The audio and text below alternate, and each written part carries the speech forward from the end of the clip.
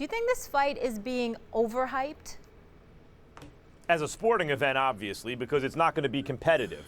But as an event itself, not really. Stephen A., I'd like to take you through a little thought experiment if you got a minute.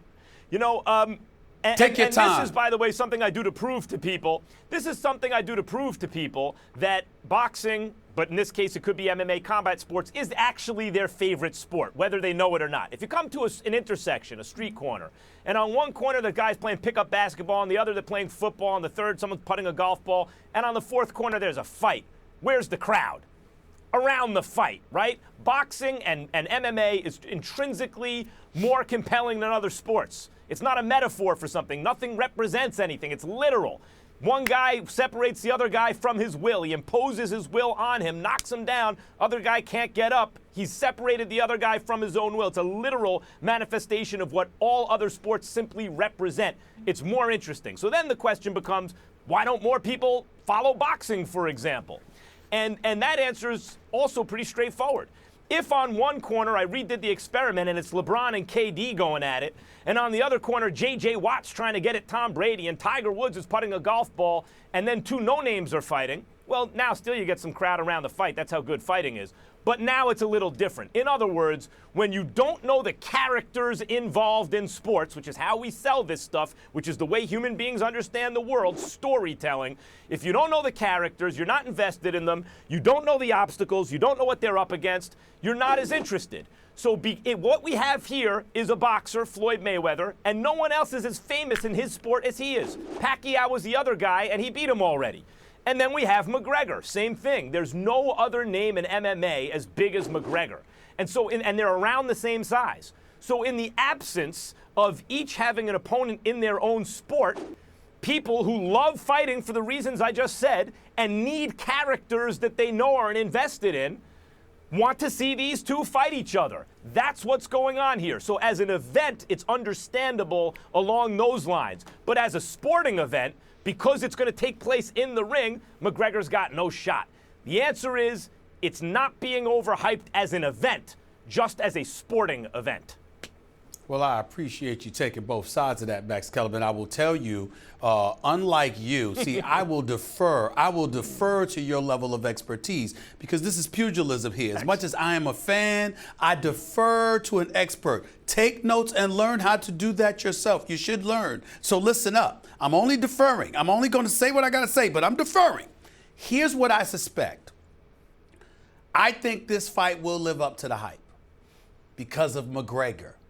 See, what I love about this, it's not just the hype, but it's the fact that McGregor is not the kind of person that then is going to walk up in there and complain about how his shoulder hurt because he misses hitting Floyd 400 times. No.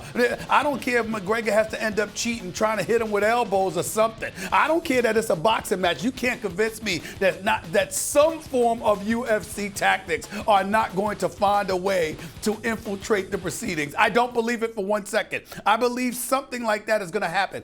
I believe that McGregor, being a UFC fighter, having taken punches in the past, knows that he can take, or believes rather, that he can take a punch from Floyd. I think he's going to stalk him. I think he's going to attack him. And as a result, Floyd is going to have to school him and beat him down all at the same time. And that's why I think this will live up to the hype, because it's not one of those situations where there's going to be a lot of dancing around. That ain't McGregor. McGregor comes, he's stepping to you, he's looking to knock you out. I don't believe he's going to touch Floyd. Neither do you. We all know the brilliance of Floyd Money Mayweather in a boxing ring, and these are going to be boxing rules. I almost feel sorry for how McGregor is going to get embarrassed and beat down. But I also am a fan who has watched guys get completely outclassed. And I'll use this analogy, Max, because again, I speak, but you know this stuff because you're the expert with the boxing.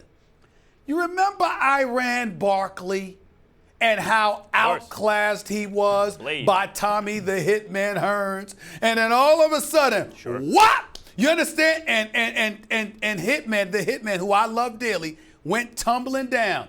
What I'm saying to you is, when I think McGregor, Mayweather, and I'll defer to you, I think about, okay, I know who the brilliant individual is going to be. Is McGregor gonna get lucky and clip him with one punch? Is that possible? That's a great that pull. Alone, That's that a great alone pull, has Barkley me thinking. Hearns. Who knows? Go ahead. Go ahead. That's a great pull, Barkley Hearns. But because it was a crude kind of slugger against a very classy boxer, right. And the slugger was able to weather the boxing storm and get in and knock Hearns out. And then, by the way, beat Hearns again in the rematch, which is weird because you wouldn't think they're in the same class, but that's what happened. Here's the difference. McGregor is a very talented fighter with his hands. I've seen him score knockouts going backwards. It's not easy to do. Sugar Ray Robinson used to do that. Yeah. But even if McGregor's the most talented boxer of all time, let's say somehow he happens to be more naturally gifted than Sugar Ray Robinson, it takes a long time to make a good 10-round fighter, period. I mean, just a guy who gets into the ring and can go 10 good rounds with a contender. That takes a long time. Usually, boxing matchmakers will tell you it takes 5-6 years to take a guy from the beginning to turn him into a decent 10-round fighter. That's just a decent 10-round fighter. That's just a guy who can go 10 rounds with a contender. McGregor is not trying to go 10 rounds with a contender. He's trying to beat the best fighter in the world when last seen. One of the greatest pure boxers who ever lived, who's been doing it since he's a little baby. I mean, it's total muscle memory with Floyd, and McGregor is trying to just wake up one day. I know he has some boxing in his background, but he's trying to essentially wake up one day and become not a 10-round contender type fighter, but a guy capable of beating one of the best ever, and he's trying to do it in a matter of months.